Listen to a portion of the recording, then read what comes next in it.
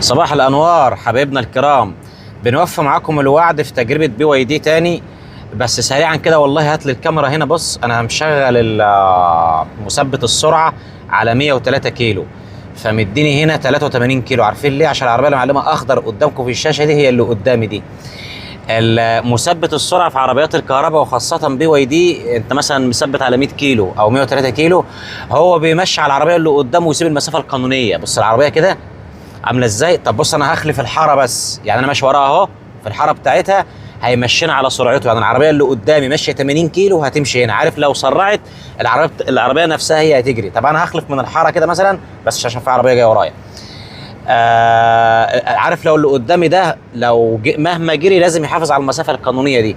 طب لو ضرب فرامل مره واحده، هي هتضرب فرامل هنا مره واحده من غير ما اعمل اي حاجه انا. طب بص بقى، لو خلفت انا الحاره، بص بص بص بص بص، خلفت انا الحاره اهو، العربيه تجري لوحدها. ليه؟ ما عادش قدامها حد مقلل السرعه، تبدا تطلع بسرعتها واحده. انا رجلي بعيد والله، خلاص اهوت مفيش اي حاجه. تمام.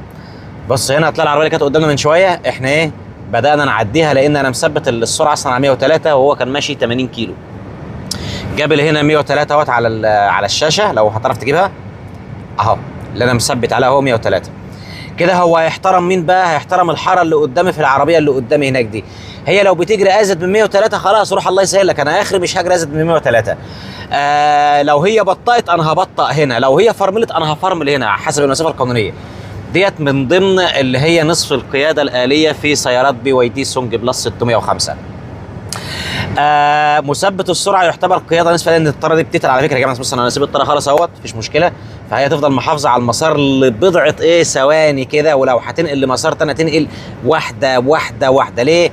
في ملفات في الطاره هنا ديت في الدركسيون بتجمد الطاره، ما بتخليهاش تحود اساسا، يعني الحوضه البسيطه او الحناء البسيط.